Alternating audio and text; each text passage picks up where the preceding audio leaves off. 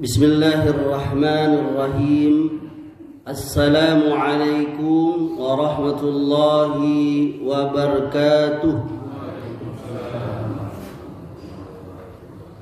Alhamdulillah alladzi arsala rasulahu bil huda wa dinil haqq liyuzhirahu 'ala ad-din kullih wa kafa billahi shahida. واشهد ان لا اله الا الله وحده لا شريك له واشهد ان محمدا عبده ورسوله صلى الله عليه وعلى اله وسلم. Ayahanda dan ibunda serta saudara dan saudariku, para pengurus dan jamaah Masjid Muhammadiyah Miftahul Jannah, Kelurahan Padang Jati, yang saya cintai dan saya muliakan. Kita bertemu kembali di majelis ta'lim rutin kita ini, dan pada kesempatan kali ini yakni di subuh Ahad pekan ke-4 bulan Mei tahun 2025 miladiah. Semoga Allah Subhanahu wa taala menambahkan ilmu dan pemahaman kepada kita dan menjadikan apa yang kita lakukan ini, yakni ta'lim wa ta'lum, belajar dan mengajar ini, menjadikan amal soleh yang mengantarkan kita ke surga. Sebagaimana sabda Nabi SAW, barang siapa yang melangkahkan kaki untuk menuntut ilmu, maka Allah akan mudahkan dia ke surga. Amin ya rabbal alamin. Ayahanda dan ibunda serta saudara dan saudariku jamaah rahimakumullah, kami masih akan melanjutkan pembahasan sebelumnya, yakni bab tentang kesalahan-kesalahan dalam sholat, dan kita masih meneruskan poin yang berkaitan dengan kesalahan sebelum sholat. Pada pertemuan sebelumnya, seingat saya, kalau ada yang mencatat, itu sampai poin ke-7 ya. Ada yang nyatat ya? Betul? Ini ibunda kayak nyatat. Qayyida ilma bil kitab, catatlah ilmu itu dengan tulisan, karena memang dia lebih panjang umurnya kalau dicatat. Baik, kita lanjutkan poin ke-8, kesalahan sebelum sholat itu yakni berlari atau terburu-buru demi mendapatkan takbiratul ihram, untuk mendapatkan ruku atau tasyahud dan lain-lain bersama imam dan yang semacamnya. Jadi ibunda, apabila kita masbuk atau telat sholat dan ternyata memang orang sudah qomat atau bahkan sudah sholat, maka tidak perlu buru-buru, apalagi berlari, apalagi sampai terengah-engah. Masya Allah, siapa namanya ini? Masya Allah, semoga jadi anak soleh ya, semoga jadi pemimpin nanti insya Allah ya. Sampai mana tadi? Sampai pemimpin. Nah, pemimpin terburu-buru. Jangan terburu-buru. Jadi jangan tergesa-gesa. Kalau kita sudah tahu, apalagi kita sekarang kan mic terdengar luar kadang-kala kan. Waduh, udah komat lalu ibunda lari-lari. Enggak usah. Tetap jalan seperti biasa. Mana dalilnya ini nih? Kata Nabi SAW, "Iza uqimatis sholatu fala ta'tuha tas'auna." Kalau sholat sudah diikomati, maka janganlah mendatanginya dengan berlari.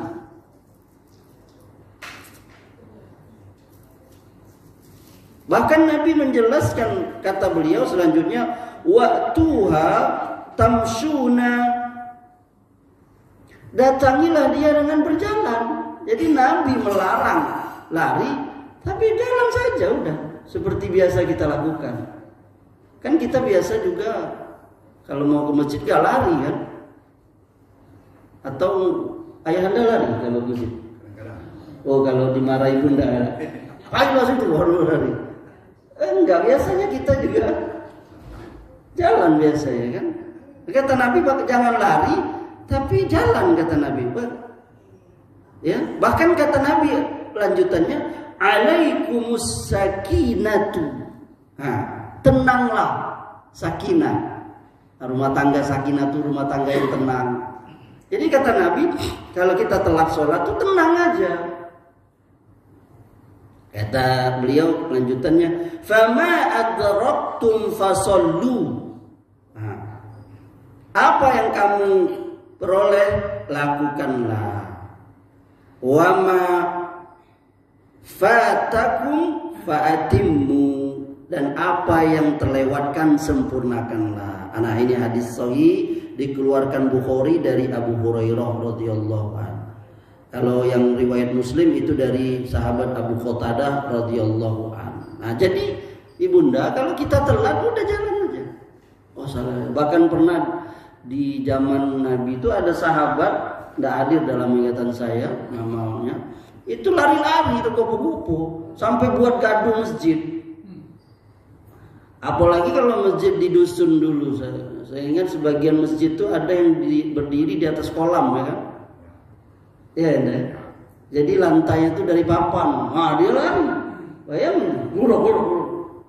Jadi kalau kita telat udah nggak apa-apa, nggak dosa nggak.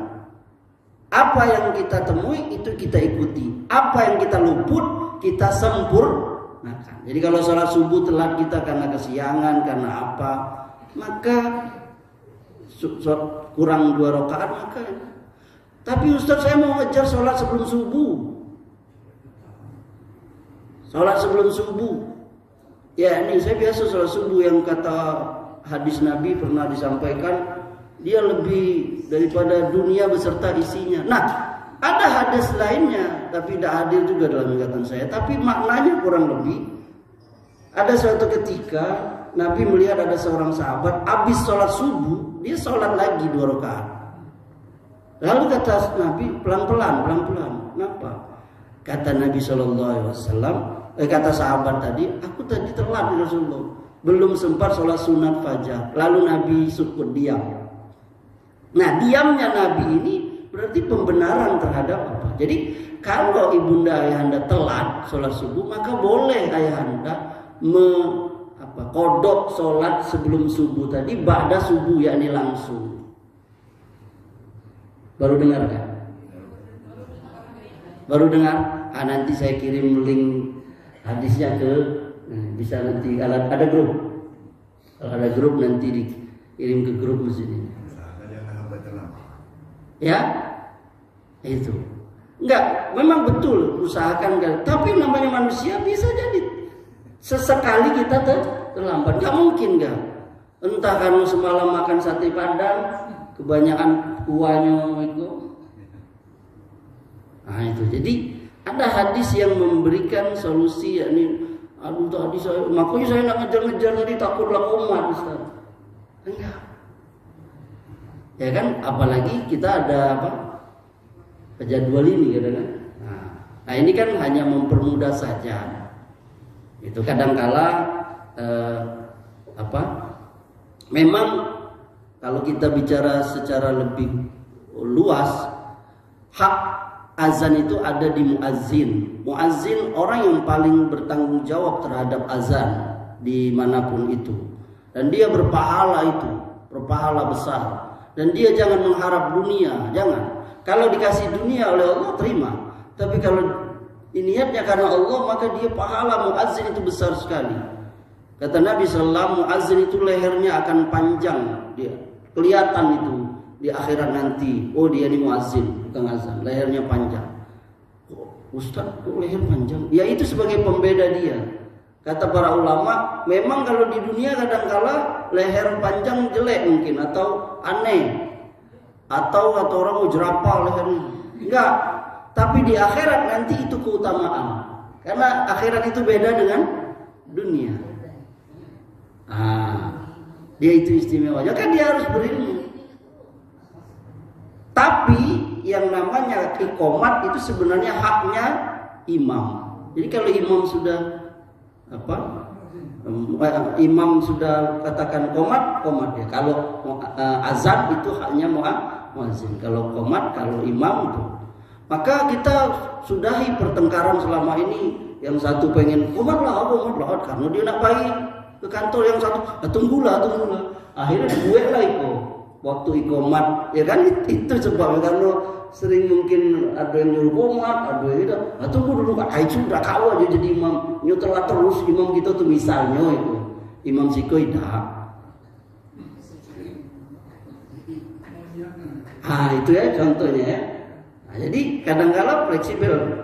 Kayak tadi juga sudah bunyi tapi karena masih ada yang sholat, maka itu nggak apa-apa. Jadi tidak terlalu kaku yang seperti itu. Maka imam sebenarnya dia melihat dulu jamaah. Kalau jamaah sekiranya sudah terkumpul, maka dia qomat. Terutama itu kalau di pesantren. Kalau saya dulu, kiai saya, kalau beliau udah keluar dari kamarnya, dia udah ngasih kode kepada muadzin, nggak qomat itu. Walaupun masih ada yang sholat. Nah, kita yang sholat gimana Ustaz? Sedang sholat sunat, qomat. Bagaimana ibunda? Kita yang sedang sholat, apabila sholatnya dikit lagi selesai, misalnya sudah tahiyat atau sujud terakhir, maka kita selesaikan. Tapi kalau masih rakaat pertama atau apa, maka kita stop. Loh, nanti tidak dapat pahala Ustaz. Tetap pahala. Jangan khawatir masalah pahala. Kita memutuskannya karena sholat wajib sudah mau ditegakkan. Pahalanya tetap dapat. Iya, putuskan sholat sunat itu. Jangan orang sholat kita masih, apalagi kita sini, sholatnya di sini, apalagi hanya sekedar berdoa udah selesai. Sholat aja kita putuskan. Ya ini karena sudah qomat. Kita udah. Apalagi kita sholatnya di sini loh. Akhirnya kita apa? Karena nak mengejar selesai itu orang nunggu akibatnya, atau kita sholatnya jadi istijal, terburu-buru karena tadi tidak enak. Gitu. Jadi dia diputuskan pahalanya don't worry. La tahzan. Jangan khawatir, jangan takut, tetap dapat pahala yang sempurna. Bahkan pernah kita sampaikan hadis kan, kalau ibunda ayahanda sering melakukan satu ibadah rutin, bahkan ini bukan wajib, bukan ibadah wajib tapi sunat. Suatu ketika ada sebab syar'i, tahu syar'i, ya yang dibenarkan agama, ibunda nggak bisa melakukannya karena sakit, karena safar, karena ada keperluan, karena kebutuhan mendesak, lalu ibunda tinggal. Kata Nabi, ibunda tetap dapat pahala ibadah yang biasa rutin ibunda lakukan. Ibunda biasa ikut taklim. Lalu suatu ketika karena ada ke dusun, ada nikahan keluarga, gak cepat ikut taklim. Karena sering ibunda yang tetap dapat pahala ikut taklim walaupun gak hadir. Ibunda udah biasa sholat sunat malam, tahajud, tapi karena ketiduran, dengan sebab bukan ibunda gak mau sholat lagi, bukan, tapi karena memang ketiduran, tahu ketiduran, lelap nian, enak nian, karena kasur baru, karena AC baru, ya kan? Maka ibunda tetap dapat pahala. Masya Allah. Oke, yang ke-9, kesalahan sebelum sholat, yakni sholat dengan tidak meletakkan sutroh di hadapannya. Ya, ini pembatas. Sutroh itu pembatas kita sholat. Sebagian ulama mengatakan bahwa sutroh atau pembatas sholat itu wajib. Mereka berdalil dengan sabda Nabi SAW. Kata Nabi, la tusalla illa ila sutroh. Jangan engkau sholat kecuali menghadap pembatas. Wala tad'u ahadan yamurru baina yadaika. Dan janganlah engkau biarkan seorang pun lewat di depanmu, ya. Yakni di depan kita yang sedang sholat. Fa in ata falyuqatilhu. Kalau dia melawan, kalau dia membantah, ini doronglah dia dengan kuat. Qatil itu kital, perang maknanya. Perangi maksudnya tuh kita ini ya. Fa inna ma'ahul qarin. Nah, orang yang seperti itu karena sesungguhnya dia ada setan yang kawan dia itu. Ya ini kenapa dia lewat depan orang sholat? Nah, ini ada pembahasan di sini. Ada ulama memahami makna Nabi mengatakan la tusolli illa ila sutro. Jangan kamu sholat, jadi kecuali kamu menghadap sutro, pembatas. Sebagian ulama ini mengatakan bahwa berarti ini wajib. Nabi menyuruh kita sholat itu menghadap sutro, yakni pembatas.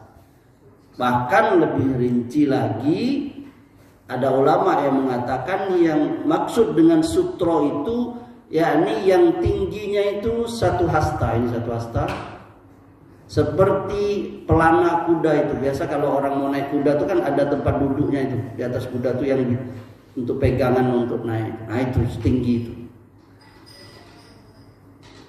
Nabi SAW beliau kalau sholat selalu ada sutroh di depannya. Apa itu? Entah dinding, entah itu pohon, entah itu beliau nancapkan tongkatnya kalau beliau sholat hari raya di lapangan, tancap. Atau kalau kita orang duduk di depan kita nih lagi sholat Jumat, menunggu sholat Jumat kan biasa ada orang duduk. Itu bisa jadi sutro atau dinding. Ada sebagian ulama menganggap bahwa sejadah ini juga itu sutro, yakni pembatas kita. Jumhur ulama mengatakan sutro itu sunat hukumnya, tidak wajib. Tidak seperti menutup aurat, menghadap kiblat, suci badan, pakaian dan tempat, masuk waktu. Itu syarat sahnya sholat. Tetapi sutro sebagian ulama mengatakan wajib, sebagian ulama mengatakan sunnah. Maka itu yang pertama. Jadi kalau kita sudah pakai sejadah, berarti sejadah itulah ujung sejadah kita, itulah sutro kita, membatas sholat kita.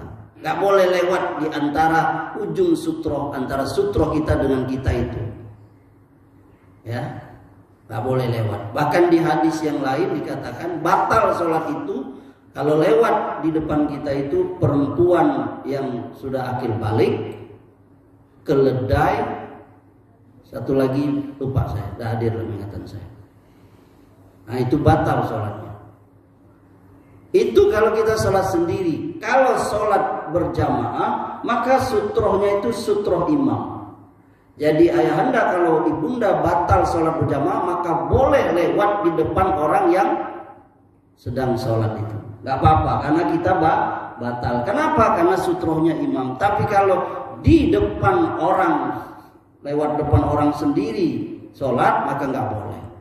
Bahkan kata Nabi SAW, lebih baik kamu menunggu 40. Tidak disebut Nabi 40 itu apa? Apa 40 jam, 40 menit, 40 detik, 40 tahun, 40 hari, 40 bulan. Nah, pokoknya lebih baik kamu menunggu 40 daripada kamu melewati orang yang sedang sholat. Haram hukumnya, nggak boleh. Karena orang yang sedang sholat itu dia sedang bermunajat kepada Allah. Alhamdulillah Rabbil Alamin. Hamidani abdi, hambaku sudah memujiku. Itu dijawab setiap ayat surah Fatihah itu dijawab oleh Allah. Setiap orang yang sholat itu, maka dia sedang bermunajat. Logikanya saja, ayahanda sedang ada tamu di rumah, lalu sedang berbincang, lalu lewat anak kita di depan kita yang sedang berbincang itu, kira-kira ayahanda marah nggak? Tentu kita akan marah. Kenapa kau lewat? Iya kan? Kenapa kau lewat? Orang lagi ngobrol lah ya kan? Walaupun mungkin marahnya nggak di depan tamu nanti. Oh ya lagi ngobrol, kan ada pintu samping misalnya. Atau dia bermisi dulu, ya kan? Hanya orang sedang munajat kepada kita yang sedang sholat. Itu kata Nabi tadi. Sampai Nabi mengatakan Janganlah engkau biarkan seorang pun lewat di depanmu. Kalau dia membangkang melawan, maka doronglah dengan maka jangan biarkan kalau ada orang mau lewat di depan kita sholat ibunda, kita bisa menahan. Nabi SAW beliau pernah berlomba dengan seekor kambing yang mau lewat di depan dia. Maju beliau ke depan, kambing itu lewat di belakangnya. Seperti itulah. Tapi tak mungkin kambing lewat depan gitu dah. Kecuali sholat di kandang kambing. Itu kan ada kambing juga. Paling orang. Kalau anak kecil Ustaz, ya ini PR ya kan. Sebaiknya orang-orang yang membawa anak kecil ke masjid dia berpikir ulang. Apakah dengan membawa anaknya itu mengganggu orang sholat? Maka sebaiknya dipikir ulang. Tapi sebagai kita pengurus masjid juga kita jangan ganas nian dengan orang yang bawa anak. Kita harusnya tahu sama-sama tahu, yakni pengertian. Karena mungkin di Masjid Miftahul Jannah nggak jadi problem. Di sebagian masjid yang lain, wabil khusus misalnya di Kota Bengkulu yang pernah Amri jumpa itu jadi problem, yakni anak yang sholat ke masjid. Karena dia membuat gaduh, membuat bising, dia berlari ke sana sini, ya kan, menjerit dan sebagainya. Dan kadang kala pula sebagiannya anaknya sholat, orang tuanya nggak ada di masjid. Jadi anaknya itu kan siapa ini ya? Buat gaduh. Ini harus saya menasihati diri saya dan pengurus terutama itu hendaklah bersabar dan bertakwa kepada Allah, memberi pengertian kepada jamaah. Tapi kita juga tidak patut juga memarahi anak-anak seperti kita memarahi pencuri ya. Digebuk misalnya atau dimaki-maki, nggak boleh. Nanti malah membuat hati dia kecut dan dia membuat benci kepada pengurus kita yang marahi atau membuat benci ke masjid. Malas dia akhirnya ke masjid. Nah, ini enggak adil. Kita tengah-tengah, kita tetap memberitahu. Kalau saya pribadi itu kalau saya sholat ada anak-anak, saya kasih tahu mereka. Anak-anak jangan berisik sholat. Di mana saya? Insya Allah susun sapnya yang baik. Kalau sekiranya mereka bisa satu sap anak-anak, tidak ribut, fadol silahkan. Tapi kalau dia ribut dengan bersatu, taruhlah dia di sela orang tua, nggak apa-apa. Yang punya orang tua cekel, bahasa cekel ya, cekel tuh, bahasa Inggris. Ayanda, bahasa Inggrisnya cekel apa ayanda?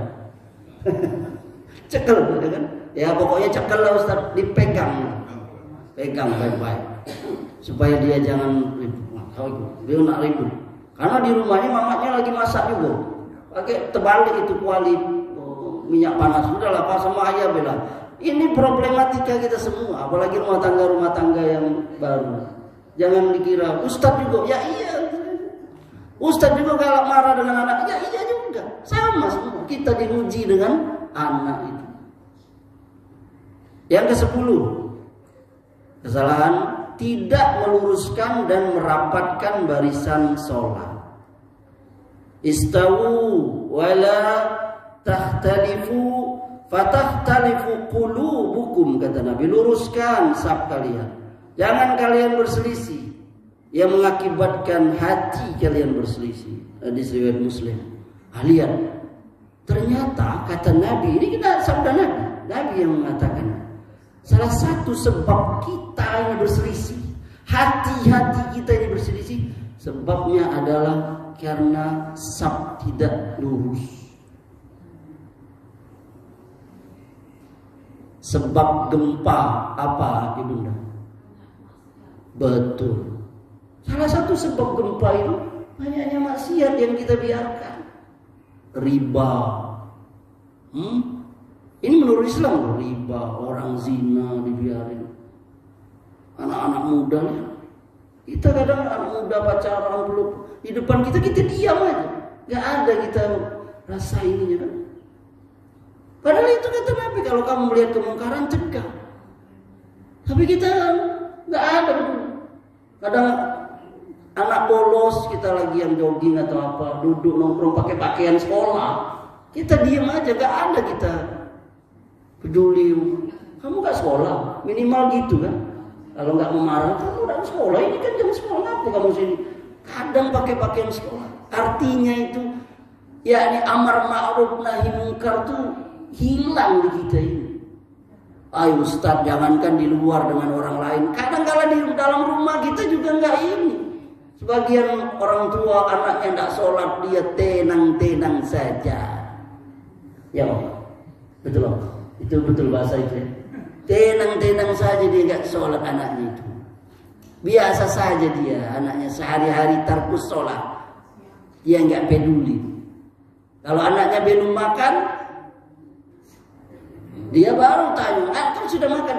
Tapi anaknya belum sholat, dia nggak pernah tanya. Nah ini musibah. Ya ini musibah dunia akhirat. Ibunda tanya, ini zaman WhatsApp, boleh ibunda nanya udah makan belum, udah mandi belum, boleh, udah belajar. Tapi lebih utama kalau kita tahu anak kita nih kadang lalai sholat, ingatkan dia di grup, di WhatsApp pribadi. Sudah sholat belum kau? Sholat kau? Apa gawe kau? Main PS terus. Itu kita nanti tanggung jawab di akhirat dia nggak bisa lagi. Kalau ditanya oleh Allah, fulan, kenapa kau nggak sholat? Bapak aku nggak pernah sholat. Bapak kau sholat dah? Bapakku sholat juga ya Allah, tapi dia nggak pernah nyuruh aku sholat. Nah, padahal bapaknya sholat. Kata Nabi, perintahkan anakmu sholat usia berapa? 7 tahun. Pukul dia dengan pukulan yang mendidik berapa? Itu kewajiban pada siapa? Pada orang tua, mobil khusus pada ayah, ibu juga.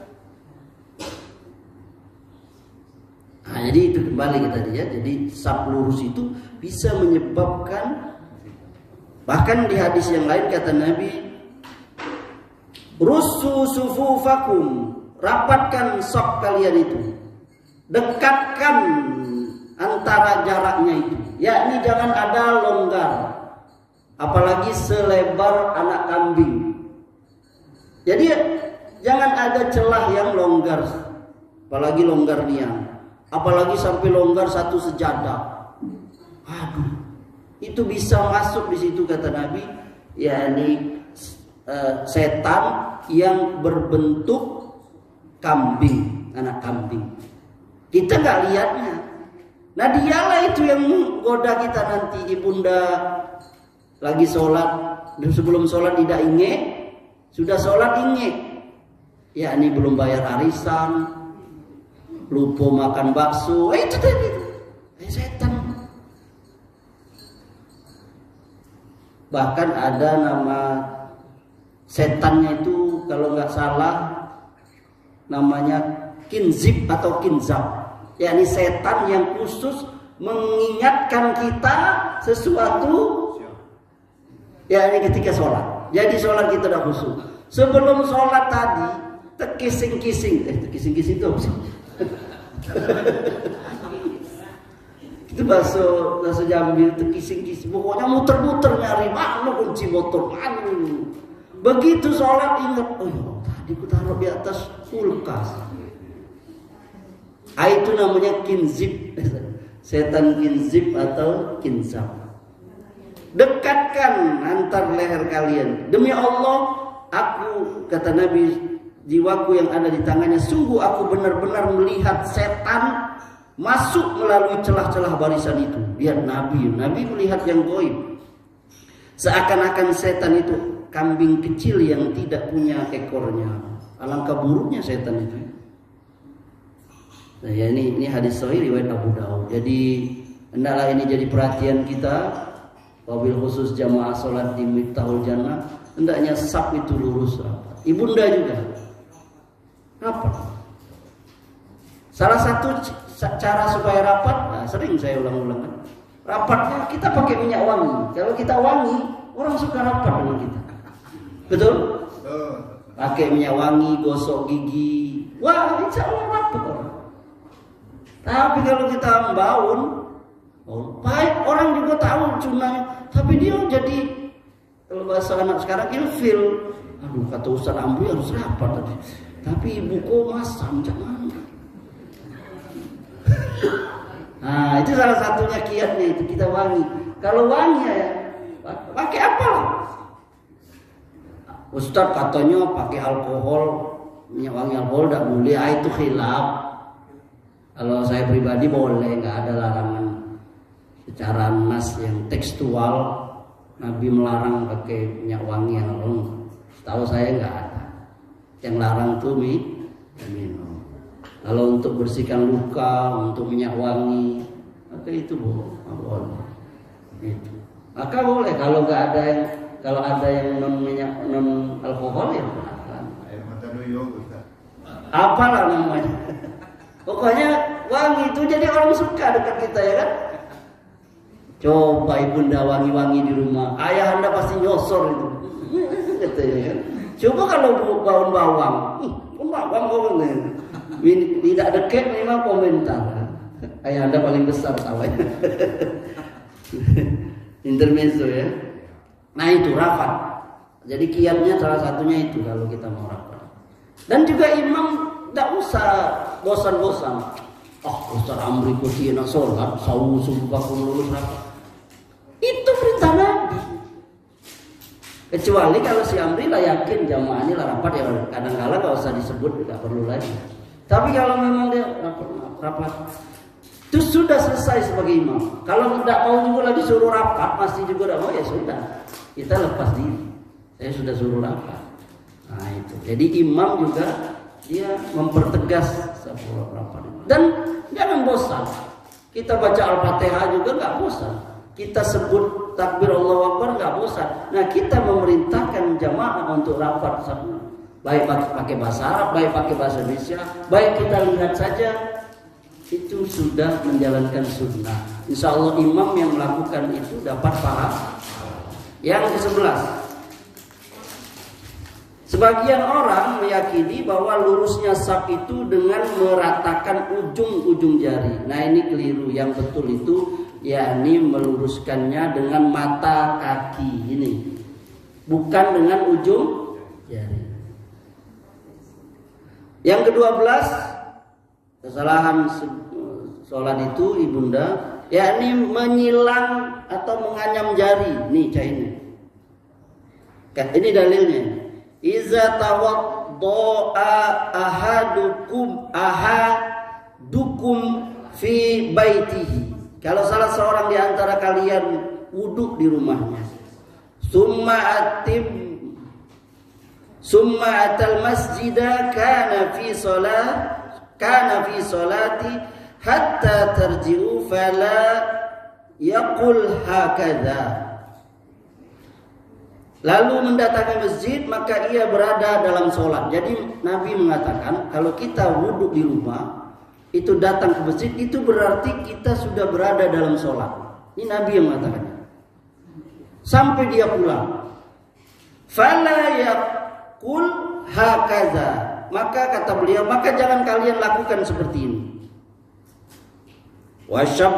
Wasyabbaka baina asabihi, yakni beliau menyilangkan jari jemarinya.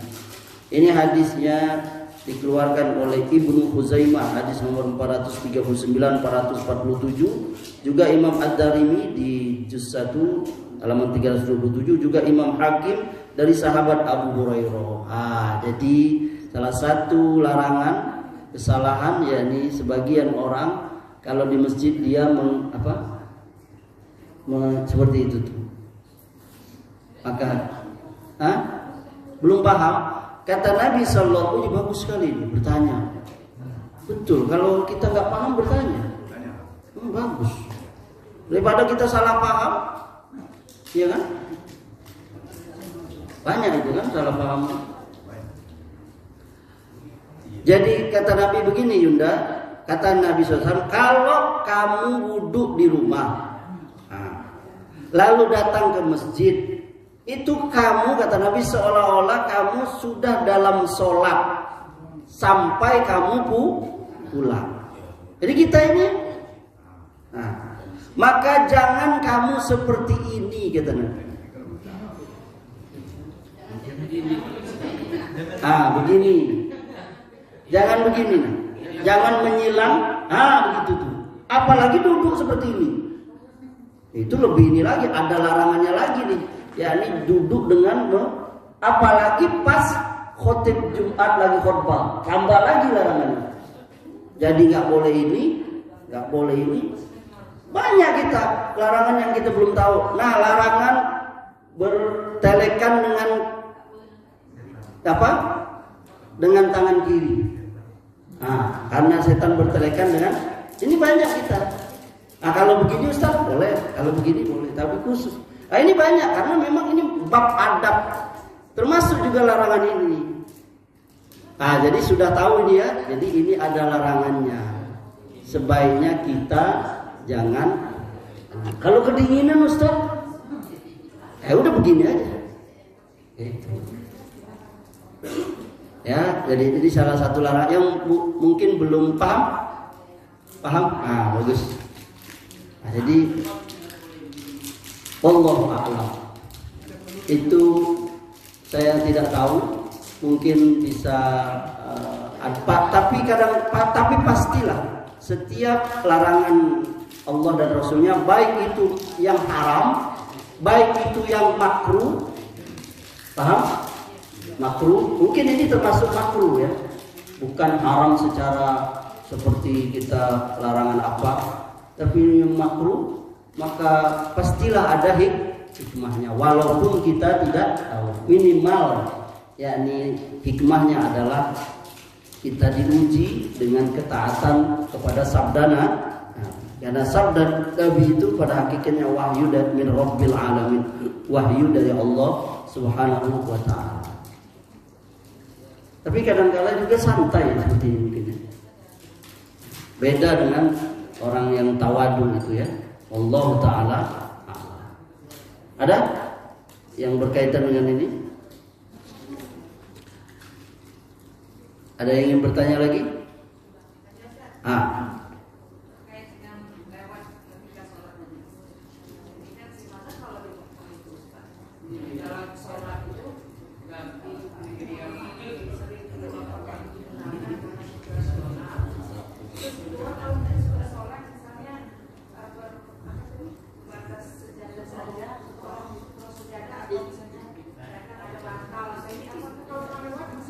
Oh ya, baik, cukup. Pertanyaannya, gimana di Arab itu, Masjid Nabawi? Ini larangan Nabi SAW itu gak ada di Indonesia saja, gak di situ juga. Tapi kita berbaik sangka, sebagian kita kaum muslimin itu banyak yang tidak tahu hukum-hukum syariat ini.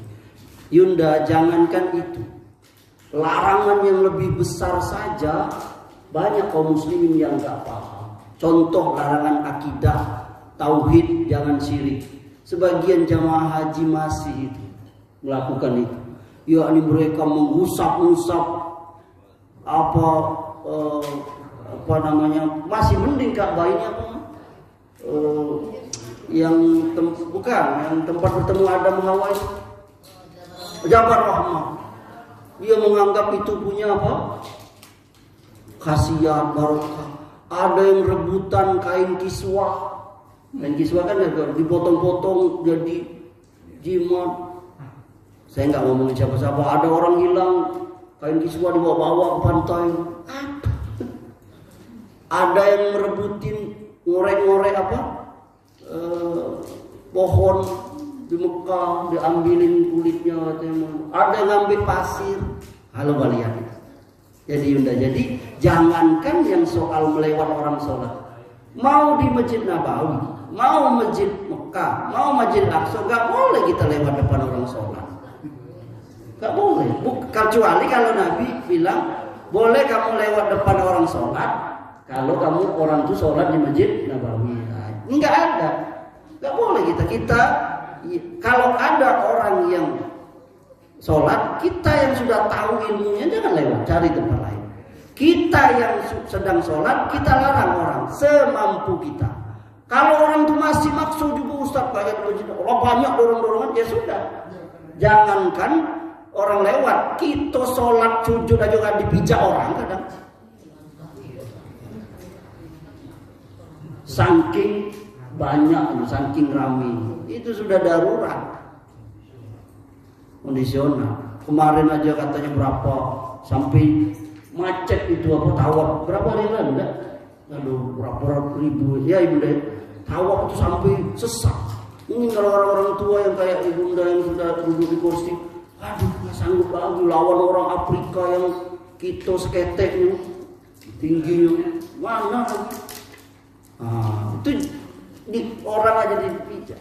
Tapi itu kadang kita itu askar-askar saja kadang sudah perempuan di situ. Kadang kita masih melanggar kan bagian muslimah. Itu bukan dia melarang kita, itu karena dibuat aturan itu supaya rapi. Karena kalau dibiarkan kacau jadinya. Nah itu maka jadi tidak ada pengkhususan yakni kalau kecuali kalau darurat ya tidak bisa lagi dielak gempa misalnya. Itu darurat gempa, bapak kok penceme orang. Dulu kayak kemarin peci lari dari orang saya berdosa saya tidak lah. Ini kan orang dari dosa itu yakni apa yang dia tidak melakukannya dengan sengaja karena tidak tahu atau karena lupa. Itu dihilangkan dari salah. Orang lagi sholat, dia lewat depan saya tidak Ustaz, saya tadi itu bukan sengaja, saya takut gempa tadi itu. Bini saya lagi sholat malam jam 3 tuh. Lalu gempa Ustaz, saya lari aja lewat depan dia. Jadi tinggal bini kau tidak saja dengan bini kau. Siapa anak lagi ya? Tapi sudah di luar baru ingat saya. Masuk lagi saya. Bini saya lagi pakai jilbab, sibuk pakai jilbab, takut keluar tak. Itu. Kemudian yang kedua tadi apa? Kalau kita sedang sholat, maka pembatasnya kita itu yakni ujung atau di luar sutra kita. Di luar itu orang boleh lewat. Coba Ananda sholat biar paham. Sini. Ya, ini ada kiblat kan? Ada sikap, ada kiblat. Ya, ini sutra ya. Kita taruhlah supaya lebih jelas lagi sutronya ini. Ini kan sutra itu tempat sujudnya sini kan? Siapa nama Ananda? Saif. Oh, pedang namanya. Oh iya. Ini pedang. Ini ya. Kita boleh lewat di sini depan Yunda. Sini boleh. Yang tidak boleh itu di sini nggak boleh. Iya, kalau di sini boleh. Ustadz, dia tidak do pakai sutro, tidak juga ada sejadah. Kita kira-kira lah di mana tempat dia sujud. Itu yang kita tidak boleh. Paham? Karena ada orang yang sholat tak pakai sejadah dan tidak pakai pembatas pula. Kadang-kala gitu. Pokoknya kita kira-kira lah. Badannya setinggi apa? Kalau badannya setinggi itu, mungkin tempat sujudnya segitu kan? Kita lewat situ. Kalau badannya segini, lebih pendek lagi itu pasti boleh gitu lewat. Gitu. Jadi batasnya itu ya di tempat dia sujud itu. Kalau dia naruh sesuatu di depannya, itu lebih bagus lagi. Biasanya orang-orang, misalnya pegawai kantor itu kadang-kala jadikan tasnya itu sebagai pertama sebagai sutro, yang kedua supaya jangan hilang. Kalau jangan hilang, assalamualaikum penuh. Tapi kalau di sini sholatnya jadi khusyuk karena tas yang ada duit 10 juta itu aman. Sekaligus jadi sutro. Makasih. Mungkin ini bisa dijadikan sutra. Kan tadi saya bilang. Iya, sebagian ulama mengatakan sutro itu harus setinggi pelana kuda, yakni satu has.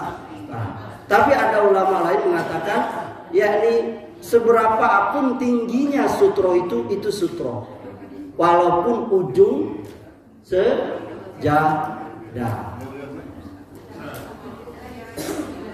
Paham? Yunda, paham? Jadi apapun itu sutro. Sebaiknya kita taruhlah sesuatu bagi pembatas walaupun tingginya enggak ini. Supaya aman ya ini aja dinding rumah. Dulu di zaman Nabi biasanya para sahabat selesai sholat mereka berlomba mencari tiang untuk dijadikan sutro. Maka kita sholat tuh sunnahnya yakni orang sholat sunat itu berpindah tempat dari tempat dia sholat wajib. Kenapa?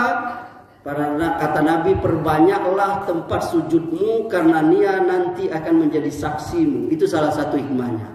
Maka kita mencari tempat yang aman sekira orang lewat. Jangan kita malah sengaja sholat depan pintu orang nak lewat. Siapa tahu ada orang yang nak cepat balik, nak ada gawian. Kita cari tempat yang paling aman, ya di belakang dikit atau ke samping atau apa. Itu Allah Taala alam. Apa? Saya dulu Ustaz. Ini dulu. Gimana kalau sholat berjamaah? Itu sutranya gimana? Kadang kan ada orang batal keluar, tapi sudah sholat ini. Mungkin Adinda tadi tidak menyimak.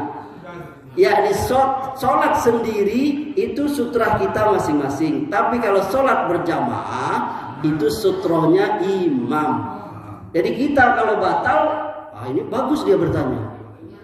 Gara-gara ada bertanya dia sesak nak ke belakang, boleh lewat nih. Boleh lewat. Ya, ini yang tidak boleh itu lewat di depan imam. Nah, kalau kita batal, kita boleh. Dan kita yang sedang sholat jangan dulu kita jangan. Ini kan sholat jamaah, yang tak boleh itu lewat depan imam. Paham Adinda? Anda? Nah, ya, jadi boleh kalau sholat berjamaah, yakni sesama makmum lewat di depannya karena dia batal kentut apa boleh. Nanti safnya kosong, yang di samping merapatkan atau yang di depan maju. Catat itu. Itu jadi betul pertanyaannya bagus. Jadi kita paham ya. Karena kalau salah paham nanti itu tadi sudah batal, tidak boleh lewat itu. Akhirnya cepirit di situ. Alhamdulillah. Silakan. Saya cuma satu pertanyaan Ustaz. Satu boleh. Bagaimana hukumnya Pak Ustaz melaksanakan sholat mulai awal sampai akhir, tapi mulutnya diam, tidak bergerak? Itu. Biasanya kan kalau kebanyakan sholat ini kan bergerak, ya. mulut. Bismillahirrahmanirrahim. Malam bersih-bersihkan. Ya. Ini diam. Oke. Mulai awal sampai akhir. Oke. Diam. Mulut. Oke. Bagaimana Pak Ustaz hukumnya? Iya, salah itu. Itu termasuk kesalahan. Karena yang namanya ikro, baca, qoro'a, itu mulut, lisan. Mulut bergerak. Sahabat itu tahu Nabi membaca itu dari gerakan janggutnya, yakni janggut Nabi bergerak kan membaca itu. Kalau dia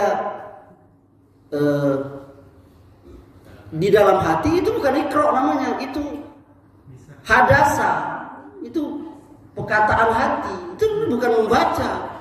Jadi ada orang sholat dari awal sampai akhir kata om tadi. Pokoknya dia mulut. Eling. Itu enggak, ini sholat itu perkataan, perbuatan dan hati. Perkataan itu yakni membaca Al-Fatihah.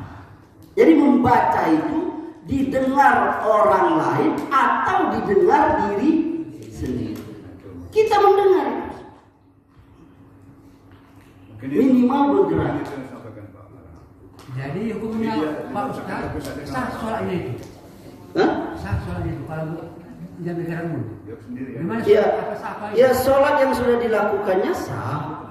Tapi sebaiknya dia menggerakkan mulut, karena membaca yang dimaksud membaca sholat itu yakni dengan lisan. Iqra itu membaca dengan mulut, yakni bergerak, bukan membaca dalam hati. Karena betul membaca itu ada yang membaca dalam hati. Perbuatan itu juga ada perbuatan dalam hati, ya kan? Perbuatan dalam hati apa? Tawakal, sabar, itu kan perbuatan hati. Atau perbuatan jiwa atau perkataan. Jadi yang dimaksud dengan membaca sholat itu sesuai dengan Nabi yakni bergerak mulutnya itu. Paham? Walaupun tidak terdengar. Walaupun tidak terdengar orang lain, tapi bergerak. Iya, jangan diam tadi. Itu hadisnya mana? Kata Om tadi, bagaimana kalau sudah terjadi? Ya sudah dimaklumi karena dia mungkin nggak tahu. Yang nanti selanjutnya sholatnya bergeraklah mulutnya. Jadi membaca dengan mulut itu, Om.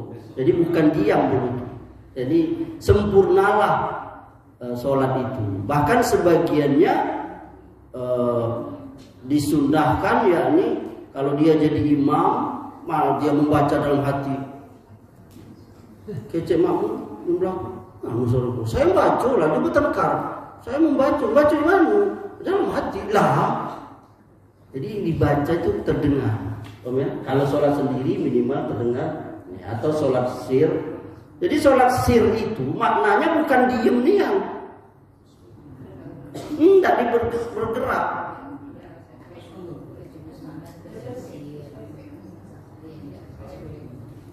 Jadi tanya Pak Ustadz, walaupun dia mulutnya sholatnya sah. Ya sholatnya sah. Sholatnya sah. Tapi kalau misalnya dia sholat sin, misalnya sholat sholat zuhur atau sholat asar, tapi ini kencang kedengaran tetangga sebelah, itu gimana Ustaz? Nah itu tidak sesuai sunnah. Sesuai sunnah itu ada, yakni sholat isya, dua rakaat sholat isya, sholat 2 rakaat maghrib, dan sholat subuh 2 rakaatnya itu dijaharkan. Ya, Kalau dia jahar, maksudnya dia diam misalnya, tapi menurut dia jaharnya dia itu seimbang gitu, orang lain kedengaran gitu. ini bahaya juga kita mau jawabnya itu gimana? Karena pakemnya beda. Menurut dia tidak terdengar, menurut orang terdengar. Nah, ini harus ke THT dua-duanya. Mungkin kita kembali ke orang yang ahlinya ya. Siapa yang ahli telinga ini? Menurut dokter THT, saya dengar kan? Nah itu biarlah. Ustaz tidak bisa tuh menentukan karena bukan bidang saya itu. Karena sebaliknya kalau makmum. Apa? Makmum, dia kan suaranya mengeluarkan suara. Karena ada imam kan. Gak boleh. Nabi SAW pernah ada seorang sahabat mengeraskan suaranya. Lalu Nabi menegurnya, siapa tadi yang membaca bersamaku? Karena bacaanmu sudah mengganggu. Coba kita lagi sholat. Sholat sir saja. Kalau orang sebelah kita tuh suaranya terdengar kita tetap terganggu. Itu banyak. Nah itu gak boleh. Di sini juga ada. Itu yang maksudnya tadi. Nah itu gak boleh. Kalau sampai terdengar orang itu gak boleh. Jangan kita makmuman, imamnya ada. Kita sendiri. Anak baca itu, baca itu. Jadi bergerak di situ bukan berarti sampai terdengar Orang. dan bergerak di situ bukan berarti harus makhluk. Bukan, biasa aja. Itu mah waktu belajar SD dulu. Waktu sholat biasa aja. Biasa baik. Jadi nggak boleh mengganggu orang sholat dengan bacaan. Apalagi sampai imamnya Allah, nggak boleh. Kecuali kalau masjidnya gedang, yang kira-kira imamnya itu kecil suara Allah. Itu kayak Masjidil Haram. Kenapa Masjidil Haram itu ada yang Bilal tambahannya itu? Allahu Akbar. Padahal imamnya lah ini. Karena luas Masjidil Haram itu. Ada bawa-bawa, ada yang apa ya kan? Maka Allahu Akbar. Sami Allahu liman hamidah. Rabbana walakal. Itu yang itu maksudnya supaya sampai itu. Dulu juga gitu. Sekarang nih kita yang udah canggih nih. Dulu Imam Ahmad tuh itu kalau pengajiannya tuh 2 juta orang hadir. Dia bilang hadatsana fulan, nanti di situ muridnya hadatsana fulan, nanti situ lagi hadatsana fulan terus sampai belakang. Baru dia qala Rasulullah sallallahu qala Rasulullah. Itu dulu belum ada toa. Mana ditanya? Ah itu kan dong. Jadi nggak boleh. Kalau mengganggu juga ya Pak? Iya nggak boleh. Dan Nabi siapa yang paling khusyuk sholat siapa? Nabi aja terganggu. Apalagi gitu yang sholat masih, aduh. Nabi itu orang paling takwa, terganggu beliau. Jangan kita berdalih berarti sholat kau udah khusyuk. Lala dikasih tahu malam bela diri nyalai dulu. Masuk waktu dengar bacaan aku. Udah usuk waktu sholat. Lah. Ah ini egois namanya. Jadi seorang rasul terganggu juga Pak. Wah, Nabi aja terganggu. Siapa? Nabi. Apalagi kita yang Nabi kita. Ada yang Nabi? Nah, kalau ada berarti Nabi palsu itu. Ah itu. Jadi nggak boleh kita bergerak tapi tidak ke luar. Cukup terdengar kita sendiri. Ah kalau supaya yakin tanya ke orang. Tadi aku baca terdengar ya gitu. Kalau dulu terdengar cuma desa-desa. Nah itu mungkin. Tapi kalau lah sampai, iya, suatu terganggu kawan sebelah, tegal. Untung kawan sebelah ini sabar. Kalau dia udah sabar dipenci, belum baca dia. Datangnya kawan sebelah, iya, ditaruhnya di telinga laju, sholat ribu. Coba kita bayangkan lah. Kalau di sini kalau tidak percaya kita tes sholat maghrib lah. Ya, jadi imam, ayah anda semuanya membaca dengan jahar terdengar. Tidak usah kecil pun. Lah pening imam juga. Dulu baru-baru bulan yang berapa bulan yang lalu pertama Amri ngisi di masjid ini sholat. Saya terawih. Lupa ya. Saya aja terganggu dengan suara mic mana? Itu Ustaz. Wah, sekarang alhamdulillah nggak lagi. Sekarang alhamdulillah nggak lagi. Masih. Sudah saya sampaikan itu sama pengurus. Itu saya ini. Pernah ada yang salah amin. Iya betul. Betul. Itu yang terjadi kan. Ada yang ngomongnya ikut begitu. Makanya Kementerian Agama itu membuat aturan penggunaan pengeras suara toa itu. Apalagi masjid yang dekat-dekat itu masjid di Pasar Bengkulu ya, ada masjid Muhammadiyah sama cuma itu jarak 50 meter. Coba kalau mic-nya dekat-dekat itu sholat. Bisa betul kata Anda tadi itu salah amin. Oh ini waktu galai waktu. Rupanya masjid itu nya lagi ngelamun pecinya amin. Oh siapa?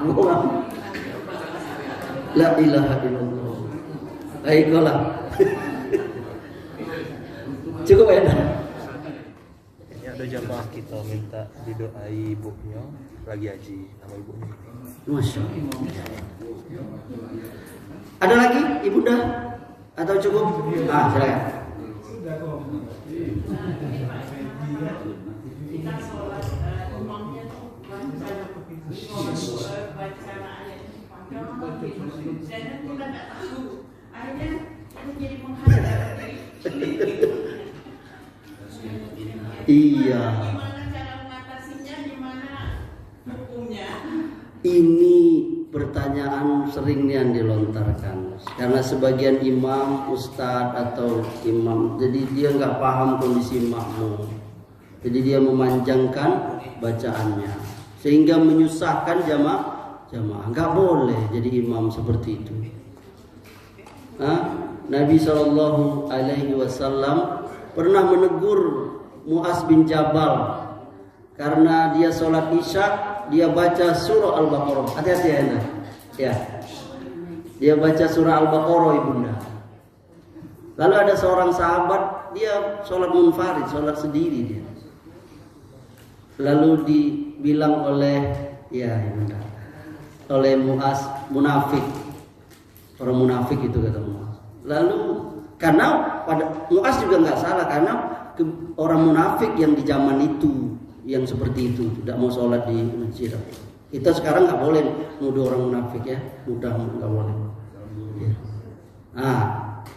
Itu jadi tapi dia langsung dia ingin sedih dia sahabat tadi, lalu dia ngadap kepada Rasulullah, ngapo dipanggil Mu'az.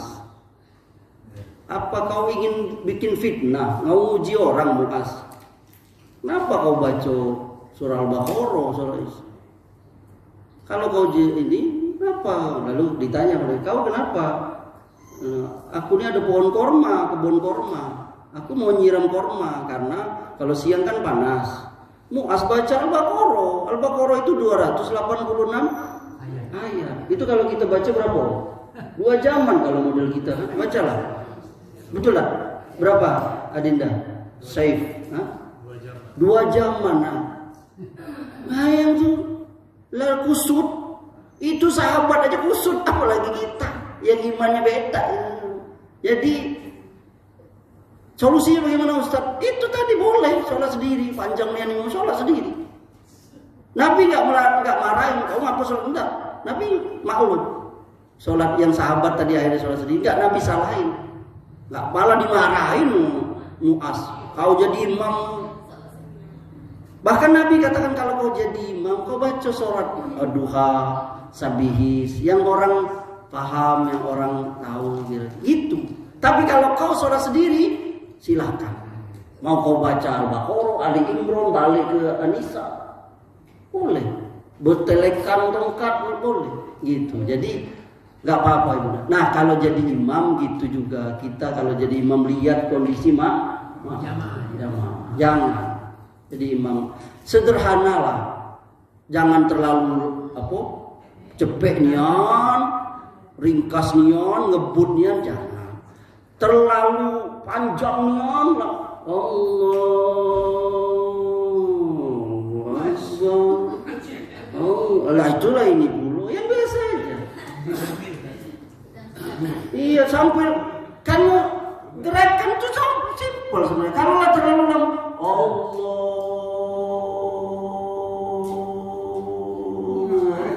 Imammu ada yang sabar laju duluan jadi itu. Kenapa? Yang salah imamnya. Apalagi ada tambahan. Kembalilah kepada sunnah. Imamnya Masjidil Haram. Allahu Akbar ya kan? Benar. Karena memang pendek. Ya ini agak panjang. Allahu Akbar. Jadi bacaan Allahu Akbar itu kalau kita sudah ruku, itu bacaannya Subhana Rabbil Azim, tidak ada lagi Allahu Akbar. Jadi itu jangan dipanjang-panjang. Allahu Akbar. Assalamualaikum juga gitu. Jangan lamunya.